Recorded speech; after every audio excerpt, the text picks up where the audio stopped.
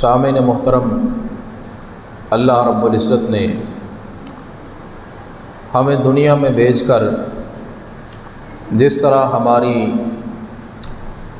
دنیاوی ضروریات کا اہتمام کیا، ہماری جسمانی ضروریات کا بندوبست کیا، رہائش، خوراک، لباس اور دیگر ضروریات رب کائنات نے ان کا وافر سامان مہیا کر دیا، اسی طرح اس احکم الحاکمین نے دینی اور روحانی رہنمائی بھی مہیا کر دی، اپنی طرف سے انبیاء اور رسل کے ذریعے ان پہ وحی نازل فرما کے ہر دور میں لوگوں کو صراط مستقیم سمجھایا، اپنی عبادت اور بندگی کے طریقے بتلائے، اور سب سے آخر پر سید ولد آدم خاتم الانبیاء والمرسلین حضرت محمد الرسول اللہ صلی اللہ علیہ وسلم کو ہماری رہنمائی کے لیے بھیجا، اور آپ پہ قرآن نازل فرما دیا، سنت حدیث کو بھی آپ کی طرف وحی فرما دیا، اور ہمیں عقیدہ بھی سمجھا دیا، ہمیں عبادات بھی سمجھا دی، ہمیں اخلاق اور کردار سے بھی آگاہ کر دیا، اپنی توحید بھی رب کائنات نے ہمیں سمجھا دی، اور نبی کریم علیہ الصلاۃ والسلام کی سنت اور آپ صلی اللہ علیہ وسلم کی اتباع اور اطاعت کی اہمیت وہ بھی ہم کو بتلا دی۔ قرآن و سنت بہترین نظام زندگی کی صورت میں ہمیں عطا کر دیا، اور ہمیں اس کو اپنانے اور اس پہ عمل کرنے کی ہدایت جاری فرما دی۔ سامعین محترم، کامیابی کے لیے 4 چیزیں ضروری ہوتی ہیں۔ نمبر 1، حق کو جاننا کہ حق ہے کیا، اس کو پہچان لینا، اور نمبر 2، حق کو پہچاننے کے بعد اس کو مان لینا، اور نمبر 3، حق کو پہچاننے جاننے کے بعد اس کے مطابق عمل کرنا شروع کر دینا، اور نمبر 4، اس پہ استقامت اختیار کر لینا،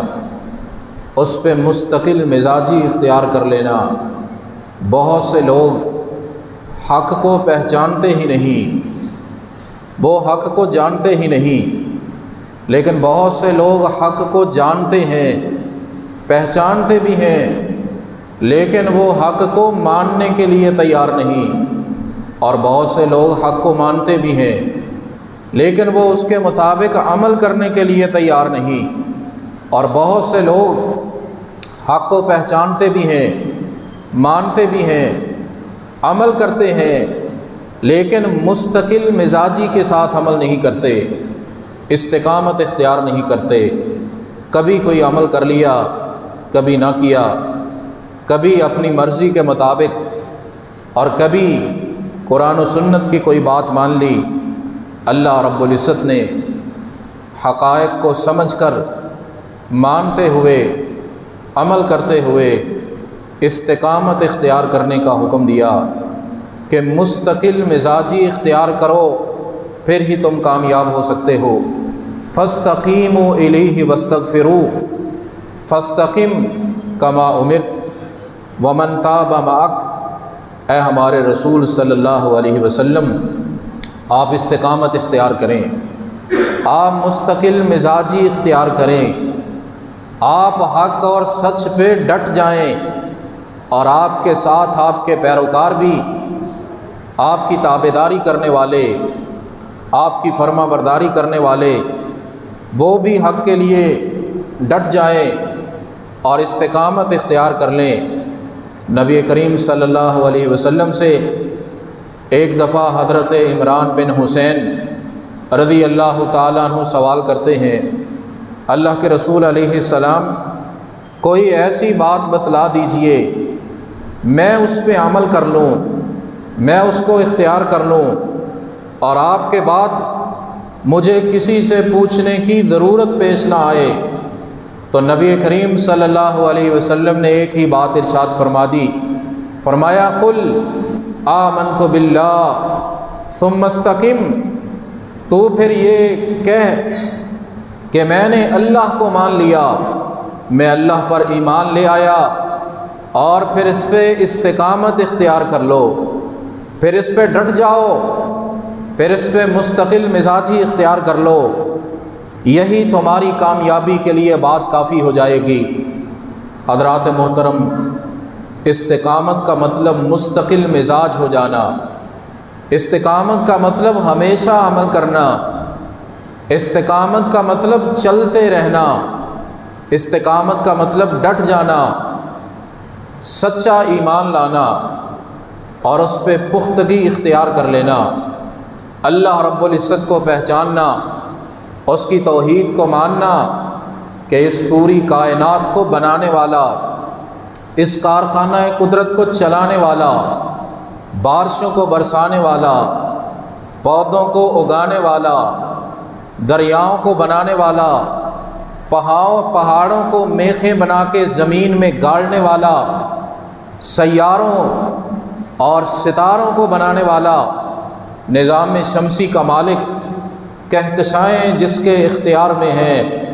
اور جو کائنات کی ہر چیز کو بنانے والا وہ صرف ایک ہی ہے، اور وہ اللہ رب العزت ہے۔ وہی شفا دینے والا، وہی اولاد دینے والا، وہی رزق دینے والا،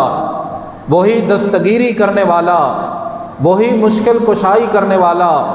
وہی حاجت روائی کرنے والا، وہی بگڑی بنانے والا، وہی تمہاری آرزوؤں کو پورا کرنے والا، وہی تمہیں مشکلات سے بچانے والا۔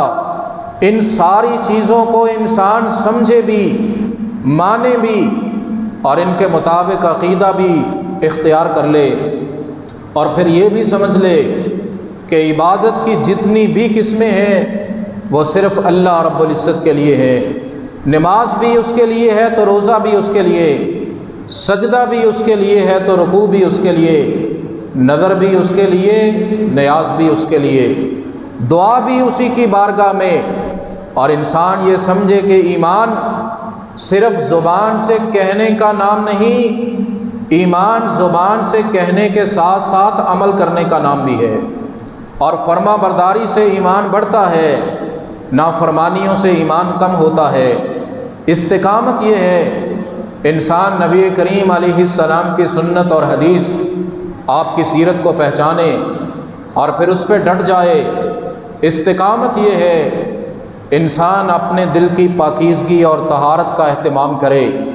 دل کو کفر سے، شرک سے، نافرمانیوں سے پاک کرے۔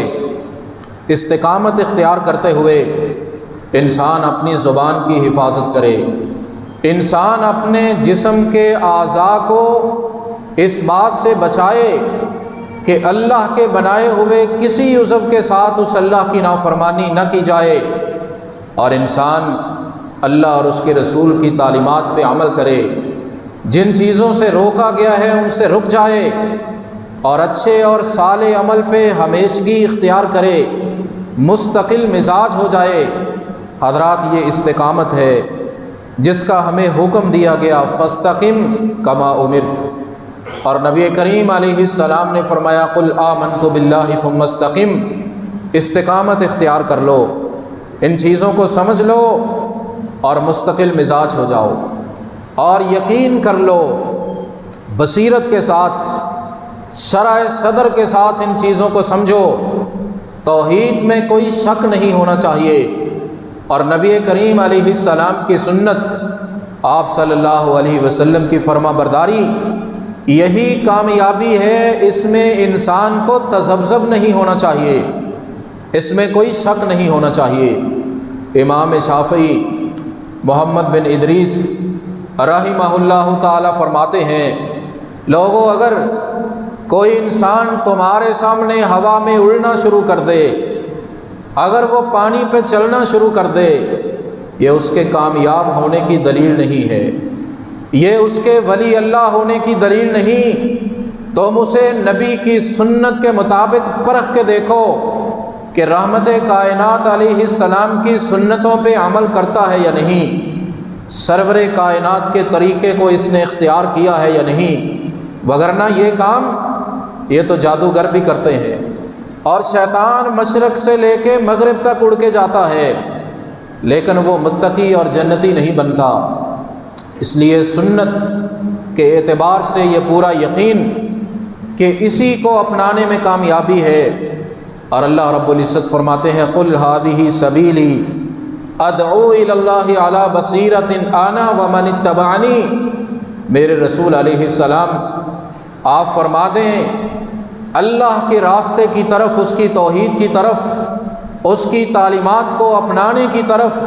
اس کی وحی کو اختیار کرنے کے لیے مجھے حکم دیا گیا، اور میں اللہ کی طرف بلاتا ہوں، اس کی توحید کی دعوت دیتا ہوں، سمجھتے ہوئے شرح صدر کے ساتھ، پوری بصیرت کے ساتھ، جانتے ہوئے میں بھی اور میرے فرما بردار بھی یہی راستہ اختیار کرتے ہیں۔ استقامت اختیار کرنا حضرات محترم، عمل کی استقامت، انسان مستقل عمل کرے، اس کے لیے لازمی بات یہ ہے کہ انسان اپنے دل کا جائزہ لے، اس کا دل پاک اور صاف ہو، اس کے دل میں طہارت اور پاکیزگی ہو، اس کا دل اس بات کو ماننے کے لیے پوری طرح تیار ہو، پھر ہی وہ عمل کر سکے گا۔ نبی کریم صلی اللہ علیہ وسلم فرماتے ہیں الا ان فی الجسد مضغہ اذا صلحت صلح الجسد کلہ واذا فسد الجسد کلہ الا وہی القلب۔ لوگوں، انسان کے جسم کے اندر خون کا ایک لوتھڑا ہے، ایک ٹکڑا ہے، اگر وہ صحیح ہو جائے انسان کا سارا جسم ہی درست ہو جاتا ہے، اور اگر انسان کے جسم کا وہ حصہ بگڑ جائے، وہ خراب ہو جائے، انسان کے سارے اعضاء ہی بگڑ جاتے ہیں، انسان کا ہر عضو ہی غلط کام کرنے کے لیے تیار ہو جاتا ہے۔ الا وہی القلب، اور لوگوں آگاہ رہو، وہ دل ہے، انسان کا دل، دل جسم کا بادشاہ ہے جو جسم کو حکم کرتا ہے، اس لیے دل کی اصلاح کی ضرورت ہے اور اپنے دل کا جائزہ لینے کی ضرورت ہے۔ وَلَٰكِن يَنظُرُ إِلَىٰ قُلُوبِكُمْ وَأَعْمَالِكُمْ، نبی صلی اللہ علیہ وسلم نے فرمایا اللہ رب العزت تمہارے دلوں کو دیکھتے ہیں، تمہارے دل میں جذبات کیا ہے، تمہارے دل میں خیالات کیا ہے، تمہارے دل میں سوچ اور فکر کیا ہے، تمہارے دل کی نیت کیا ہے۔ حضرات محترم، ایک ہی مسجد میں، ایک ہی امام کے پیچھے، ایک ہی صف میں کھڑے ہوئے نماز پڑھنے والے نمازیوں کا اجر و ثواب برابر نہیں ہوتا، اس میں بہت فرق ہوتا ہے۔ حالانکہ مسجد بھی ایک ہے، صف بھی ایک ہے، امام بھی ایک ہے، وقت بھی سب نے برابر ہی لگایا، لیکن نماز میں بہت فرق ہے۔ نبی کریم علیہ السلام نے فرمایا کسی کی نماز آدھا حصہ قبول ہوا، کسی کا چوتھا قبول ہوا، کسی کا 8واں، کسی کا 6واں، کسی کا 10واں،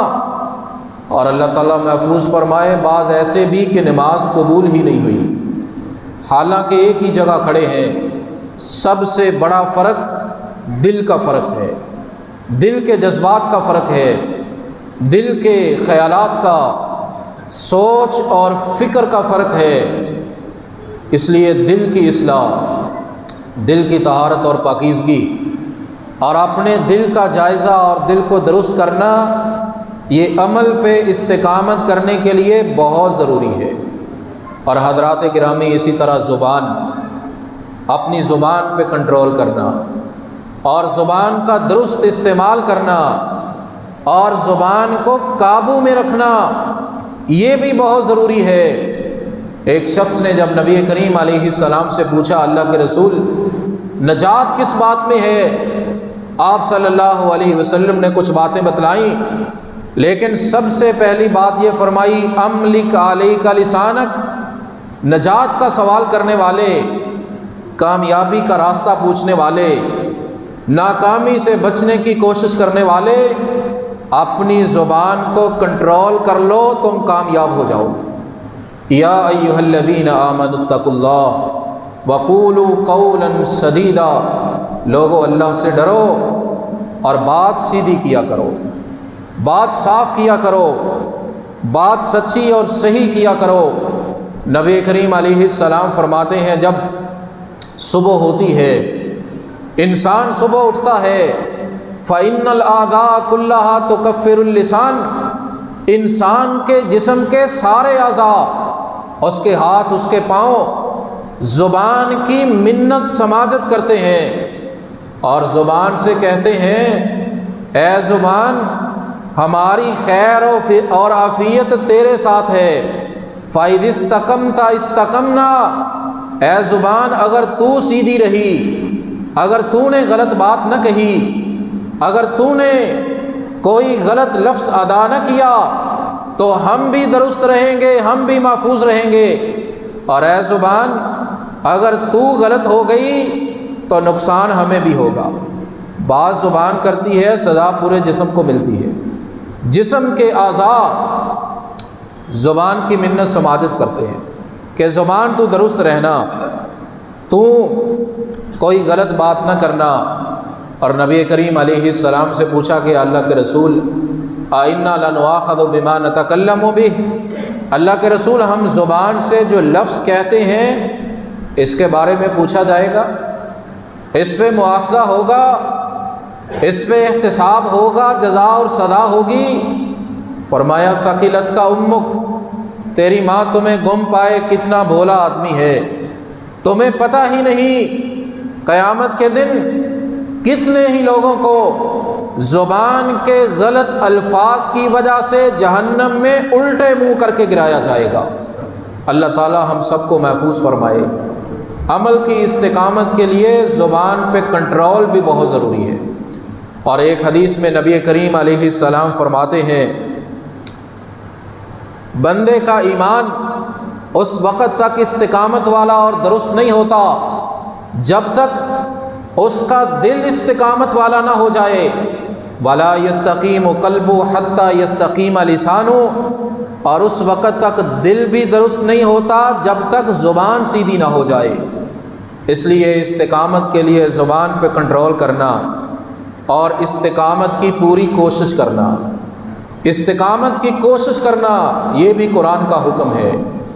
یہ بھی نبی کریم علیہ السلام کا حکم ہے۔ یہ نہیں کہ رمضان میں نماز پڑھ لی بس ٹھیک ہے، اگر خوشی میں اللہ کی بات مان لی تو غمی میں نہیں ماننی، اگر غمی میں مان لی تو خوشی میں نہیں ماننی، اگر شکل و صورت صحیح بنا لی تو کاروبار صحیح نہیں کرنا، اگر مسجد میں آ گئے تو ساتھ رشوت بھی لینی ہے، اگر فجر کی نماز پڑھ لی تو ظہر کی نماز نہیں پڑھنی، یہ استقامت نہیں ہے۔ فاستقم کما امرت، استقامت اختیار کرو، جم جاؤ اور ڈٹ جاؤ اللہ کی رحمت کے حصول کے لیے، جنت کے حصول کے لیے، جہنم سے بچنے کے لیے مستقل مزاجی اختیار کرو۔ اور اس سے بڑی رہنمائی کیا ہو سکتی ہے کہ نماز کی ہر رکعت میں اس کی تعلیم، اہدنا الصراط المستقیم، اللہ سیدھے راستے پہ استقامت عطا کر دے۔ نماز کی ہر رکعت میں دعا، لیکن ضرورت یہ ہے کہ ان کلمات کو پڑھتے ہوئے انسان الفاظ کو سمجھے بھی کہ میں کیا کہہ رہا ہوں، اللہ مجھے استقامت کی توفیق عطا فرما، پھر انسان اس کی کوشش بھی کرے۔ اور نبی کریم صلی اللہ علیہ وسلم کی ذات اقدس، آپ کا اسوہ مبارکہ، آپ کی سیرت طیبہ ہمارے لیے نمونہ ہے استقامت کے لیے، کہ جسے حق سمجھ لیا پھر اس پہ ڈٹ گئے، چاہے لالچ دیا جائے، چاہے دھمکیاں دی جائیں۔ نبی کریم علیہ السلام کو توحید سے ہٹانے کے لیے، اسلام سے باز رکھنے کے لیے لالچ بھی دیا گیا، جہاں چاہیں شادی کا بندوبست کر دیتے ہیں، جتنا مال چاہتے ہیں مال دے دیتے ہیں، اللہ کے رسول بادشاہی چاہتے ہیں تو بادشاہی دے دیتے ہیں۔ جب آپ نے پاؤں کی ٹھوکر سے ان چیزوں کو ٹھکرا دیا اور ہمیں سمجھا دیا کہ دین کے راستے پہ استقامت اختیار کرو، کوئی لالچ تمہارے راستے میں رکاوٹ نہ بن جائے۔ پھر رحمت کائنات علیہ الصلاۃ والسلام پہ مصائب بھی آئے، مشکلات بھی آئیں، پریشانیاں بھی آئیں، اور نبی کریم علیہ الصلاۃ والسلام پہ الزامات بھی لگائے گئے۔ آپ کے گھر تک بھی یہ باتیں پہنچیں، اور نعوذ باللہ نبی کریم علیہ الصلاۃ والسلام کو کیا کیا کہا گیا، اور آپ صلی اللہ علیہ وسلم کائنات میں اعلیٰ اور افضل آپ سے بڑھ کر کوئی آیا ہی نہیں، لیکن اس کے باوجود کیا ہم نہیں جانتے، ہم میں سے کس کو نہیں پتا کہ رحمت کائنات کے مبارک دانت بھی جنگ میں شہید ہوئے، اور طائف میں اس جسم اطہر پہ پتھر بھی پڑے، جس جسم کی رب کائنات نے قسم اٹھا لی، لا اقسم بہذا البلد وانت حل بہذا البلد، اللہ کے رسول جس شہر میں آپ ہیں میں اس شہر کی قسم اٹھاتا ہوں، لعمرک، میرے رسول آپ کی عمر کی قسم ہے، میرے رسول جب تک آپ ان میں موجود ہیں میں کافروں کو بھی عذاب نہیں دوں گا۔ اس جسم اطہر پہ طائف میں پتھر پڑے، جسم لہو لہان ہوا، لیکن کیا سرور کائنات علیہ السلام نے پھر توحید کا اعلان چھوڑ دیا؟ کیا پھر نمازیں پڑھنی چھوڑ دی؟ ہم کہتے ہیں جی کیا فائدہ ہوا، میں نے تبلیغ کی ہے مجھے یہ جواب ملا، میں نے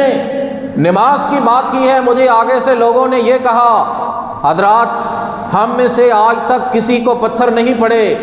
ہم بات برداشت نہیں کر سکتے، اور ہمارے رسول علیہ السلام نے ہماری کامیابی کے لیے اپنے جسم اطہر پہ پتھر بھی برداشت کیے ہیں۔ اور حضرات گرامی قدر یہ تو آپ ہیں، پھر صحابہ کرام، تابعین، اتباع تابعین، ان کی بھی استقامت کی بہترین مثالیں ہمارے سامنے، لالچ کو بھی رکاوٹ نہیں بننے دیا اور دھمکیوں کی بھی پرواہ نہیں کی۔ کیا حضرت بلال کو گرم کوئلوں پہ لٹایا نہیں جاتا تھا؟ کیا ان کی ٹانگوں کو رسی باندھ کے گھسیٹا نہیں جاتا تھا؟ کیا وہ توحید کا اعلان کرنے سے باز آ گئے؟ کیا حضرت صہیب سے سارا مال و دولت چھین نہیں لیا گیا؟ جب مکہ سے ہجرت کر کے مدینہ آنے لگے بیوی بھی لے لی گئی سسرال نے، بیٹا بھی لے لیا، حضرات جسم پہ پہنے ہوئے کپڑے بھی اتروا لیے، لیکن وہ لوگ استقامت کا پہاڑ بنے، جس کو حق سمجھا اس کے لیے ڈٹ گئے اور لوگوں کے جسم کے ٹکڑے کر دیے گئے۔ حضرت سمیہ رضی اللہ تعالیٰ عنہ اونٹ کے ساتھ دونوں ٹانگوں کو باندھ کے جسم کے دو حصے کر دیے گئے، حضرت زنیرہ کی آنکھوں میں گرم سلائیاں پھیر کے بینائی سے محروم کر دیا گیا، لیکن یہ لوگ استقامت کا پہاڑ بنے، استقامت اختیار کر کے دکھائی۔ یہ نہیں کہ تھوڑی سی سختی پریشانی آئی تو چھوڑنے کے لیے تیار ہو جائیں، اور ہمیں حکم ہوا فَإِنْ آمَنُوا بِمِثْلِ مَا آمَنْتُمْ بِهِ فَقَدِ اهْتَدَوْا، ان کی طرح ایمان لے کے آؤ، ان کی طرح سختیوں کو بھی جھیلنا سیکھو، استقامت بھی اختیار کرو۔ اور حضرات گرامی قدر نبی کریم علیہ السلام نے فرمایا لا تشرک باللہ شیئا وَإِن قُطِعْتَ وَحُرِّقْتَ، بندہ مسلم توحید سے پیچھے نہ ہٹنا، شرک نہ کرنا، چاہے تیرے جسم کے ٹکڑے کر دیے جائیں، چاہے تجھے جلا دیا جائے۔ اور صحابہ نے تو ان مصائب سے گزر کے ہمیں دکھایا ہے، نماز نہ چھوڑنا، اور جنہوں نے استقامت اختیار کی وہ فالج بھی ہو گیا، بیٹوں سے کہا مجھے اٹھا کے لے جاؤ مسجد کی صف میں بٹھاؤ، نزع کا عالم بھی، حی علی الصلاۃ کی آواز سنی، کہا بیٹو چارپائی اٹھا لو مسجد میں لے جاؤ، کہا ابو جان آپ اتنے بیمار ہیں مسجد میں نہ بھی جائیں انشاءاللہ اللہ درگزر کرے گا، کہا تمہاری بات ٹھیک ہے لیکن مسجد سے آواز ہو نماز پڑھو، میں نہ جاؤں مجھے شرم آتی ہے، موت آنی ہے گھر میں بھی آ جانی ہے۔ مسجد میں لا کے بٹھایا گیا، ایک رکعت ہوئی روح پرواز کر گئی۔ حضرات یہ تو دور کی باتیں ہیں، ہمارے اس محلے کی بات میں کرتا ہوں، ایک نابینا آدمی عثمان ٹاؤن میں آتا ہے، مہمان آتا ہے کبھی کبھی، میں نہیں جانتا تھا میں نے یہاں کے ایک نمازی سے پوچھا، کعبے کا رب گواہ ہے، دھند کے دنوں میں سخت دھند پڑی ہوئی، جب عصر کے بعد بھی کوئی چیز نظر نہیں آتی تھی، میں نے اپنی آنکھوں سے اس نبینے کو دیکھا اکیلا نماز کی ادائیگی کے لیے ان راستوں سے چل کے اس مسجد میں نماز پڑھنے کے لیے آ رہا ہے۔ اگر نبینا دھند میں سارے مشکلات کا سامنا کرتے ہوئے آ سکتا ہے، میرا اور آپ کا عذر کیا ہے؟ روزے کتنے نوجوان ہیں جنہوں نے نہیں رکھے۔ اسی مسجد کے ایک نمازی، اللہ ان کو صحت عطا فرمائے، بزرگ ہو گئے، بیمار ہو گئے، میں نے بیٹے سے پوچھا بزرگوں کا کیا حال ہے؟ کہنے لگے کہ بہتر ہیں، روزے رکھ رہے ہیں۔ میں حیران ہوا، 80 سال سے زیادہ عمر ہے، چل کے مسجد میں نہیں آ سکتے، لیکن روزے رکھے ہیں۔ کہا بھی گیا نہ رکھو، کہا نہیں بیٹا، دل نہیں چاہتا کہ روزہ چھوڑوں، روزہ پھر بھی رکھا ہے۔ حضرات استقامت میں کہتے ہیں انسان کو پہاڑ کی طرح ہونا چاہیے، پہاڑ کی طرح کہ پہاڑ گرمی اس کو پگھلا نہیں سکتی اور ٹھنڈک اس کو جما نہیں سکتی، تیز ہوا پہاڑ کو ہلا نہیں سکتی اور تیز سیلاب بھی اس کو بہا کے نہیں لے جا سکتا۔ ایسے ہی ایک مسلمان کو استقامت کا پہاڑ ہونا چاہیے۔ مشکلات آ جائیں، پریشانیاں آ جائیں، معاشی حالات تنگ ہو جائیں، بے شک بیماری آ جائے، اللہ سب کو محفوظ فرمائے، لیکن اگر تقدیری فیصلے کے تحت کچھ بھی ہو جائے، انسان پہاڑ بن جائے، اللہ کی فرما برداری میں، رحمت کائنات کی تابعداری میں، ایسے لوگوں کے لیے اللہ کی طرف سے اعلان ہوتا ہے، موت کا وقت آتا ہے، ابھی روح پرواز نہیں ہوتی، فرشتے آ کے خوشخبریاں دے دیتے ہیں، اللہ تخافوا ولا تحزنوا وابشروا بالجنۃ التي کنتم توعدون، ہم تمہارے پروردگار کی طرف سے جنت کی خوشخبری لے کے آئے ہیں، تم نے استقامت اختیار کی ہے۔ اللہ ہمیں بھی توحید پہ، سنت پہ، نماز پہ، روزے پہ،